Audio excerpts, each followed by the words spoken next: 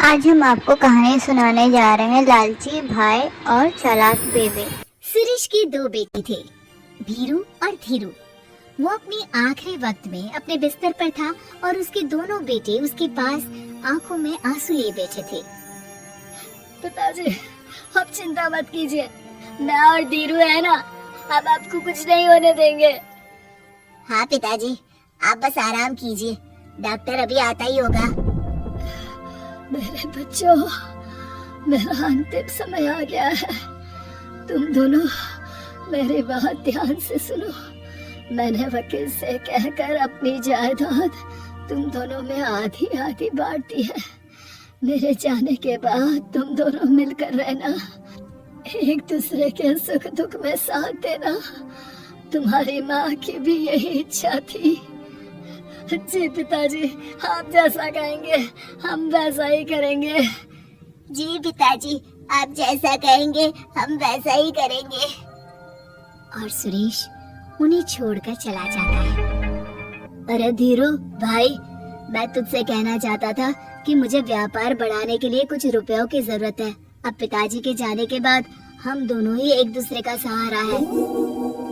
पिता के जाने के कुछ दिनों के बाद दोनों भाइयों की जिंदगी धीरे धीरे सामान्य हो जाती है। दोनों भाई अब अपना अपना व्यापार संभाल लेते हैं। दोनों एक ही घर में तो रहते हैं, लेकिन अब उनके रिश्ते में पहले जैसी बात नहीं रहती। भीरू शुरू से ही लालची था, इसलिए सुरेश ने पहले ही उन दोनों में प्रॉपर्टी का हिस्सा बांटकर लड़ाई की गुंजाइश खत्म कर दी थी। लेकिन पिताजी के जाने के बाद भीरू का लालच बढ़ने लगा। हाँ हाँ भैया, आप बताइए कि मैं आपकी किस तरह से मदद कर सकता हूँ। मुझसे जो बन पड़ेगा मैं करूँगा। अच्छा तो भाई, तू ना मुझे अपनी गाय दे दे। वैसे भी तू पढ़ा लिखा मॉडर्न लड़का है, भला तू गाय का करेगा क्या? लेकिन इससे मेरी ना बहुत मदद हो जाएगी। ठीक है भैया, आखिर भाई ही तो भाई के काम आता है। आप ले लीजिए मेरी गाय और उसे बेचकर आप उन रुपयों को अपने व्यापार में लगा लेना। बस फिर क्या था, भीरू अपने लालच की वजह से आए दिन धीरू से किसी न किसी बहाने पैसे या कीमती सामान ऐंठता रहता और बेचारा सीधा साधा धीरू उसकी मदद कर दिया करता। इसी तरह 2 साल बीत जाते हैं और दोनों भाई शादी कर लेते हैं। शादी होने के साथ ही अपनी बीवी के कहने पर भीरू अपना हिस्सा अलग कर लेता है। अब दोनों भाई अलग अलग रहने लगते हैं। अरे साधना, ये देखो, मैंने आज ही एक बड़ी डील साइन की है।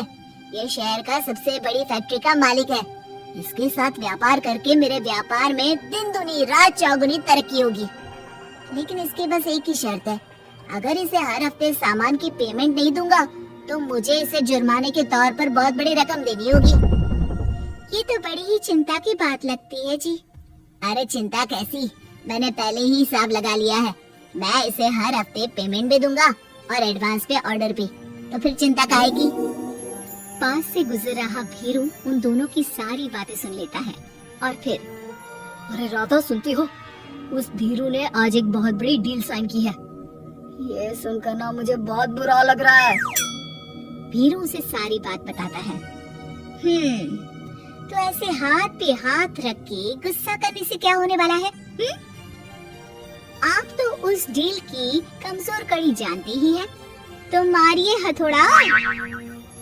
अगले दिन धीरू के घर में चोरी होती है और उसमें उसके वो रुपए भी चले जाते हैं जो धीरू डील के मुताबिक क्लाइंट को देने वाला था। फिर शर्त के हिसाब से धीरू को जुर्माने की रकम देने के लिए अपना घर गिरवी रखना पड़ता है और उसका व्यापार भी बंद हो जाता है। सुनिए जी, आप दिल छोटा मत कीजिए।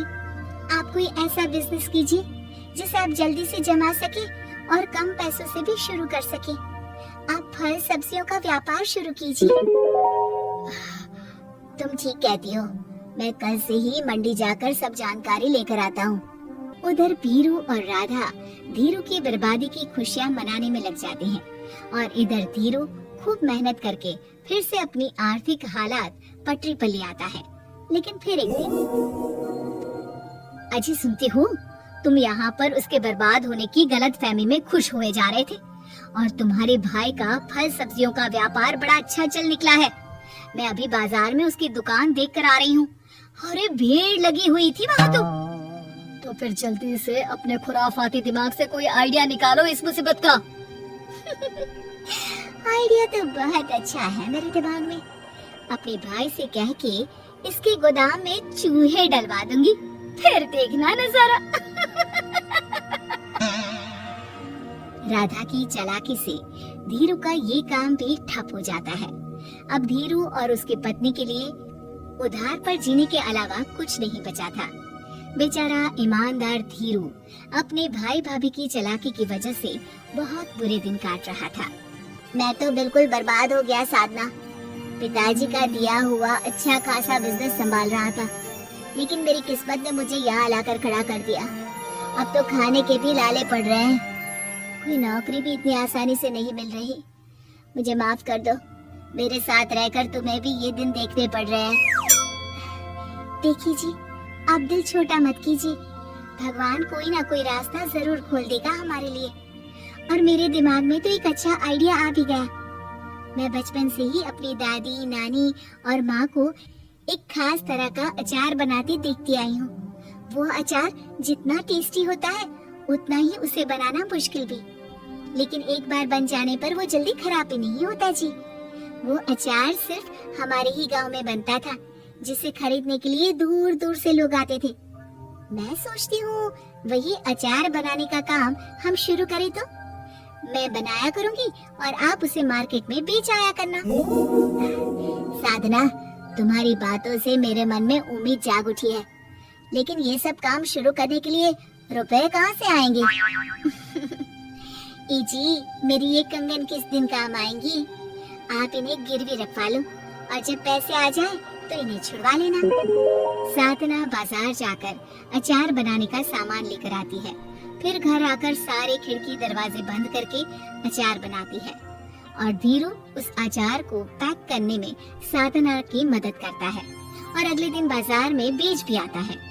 शुरू में सिर्फ 10 बोतल अचार ही बन पाता है, लेकिन उसे बेचकर हुए मुनाफे से अचार की बोतलें 10 से 50 और फिर 1000 और 10,000 हो जाती है। अब धीरू को अपने काम में मदद के लिए कुछ लोगों को भी काम पे रखना पड़ता है, लेकिन अचार अब भी साधना ही बनाती है और अपनी रेसिपी का सीक्रेट बनाए रखती है। अब देखते ही देखते धीरू साधना ब्रांड अचार आसपास के कई शहरों में मशहूर हो जाता है और धीरू के दिन एक बार फिर बदलते हैं। धीरू के पास अब भीरू से दुगना बड़ा घर, गाड़ी, धन, अचार की कई फैक्ट्रीज और नौकर चाकर होते हैं। धीरू की इतनी तरक्की देखकर भीरू और राधा बुरी तरह से जल भुन जाते हैं, लेकिन अब उनके खिलाफ उनकी कोई चाल कामयाब नहीं होती। सुनिए जी, मैं ना कहती थी कि आप हिम्मत रखिए, एक दिन भगवान हमारे रास्ते जरूर खोल देगा। और देखिए जी, आज हम कहां से कहां आ गए। ये सब तुम्हारे फौलाद जैसे मजबूत मन की वजह से हो पाया है साधना, वरना एक समय मैं तो हिम्मत ही हार चुका था। तुमने न सिर्फ मेरा हौसला बढ़ाया बल्कि बिजनेस में मेरा साथ भी दिया। जहाँ एक तरफ धीरू और साधना अपनी मेहनत और हौसले से बहुत तरक्की कर चुके थे, वहीं दूसरी तरफ धीरू और राधा के लालच और धोखेबाजी की वजह से वो इनकम टैक्स वालों की नजरों में आ चुके थे। भीरू के एक घर पर इनकम टैक्स वालों का छापा पड़ता है और भीरू को काला धन जमा करने के आरोप में जेल जाना पड़ता है।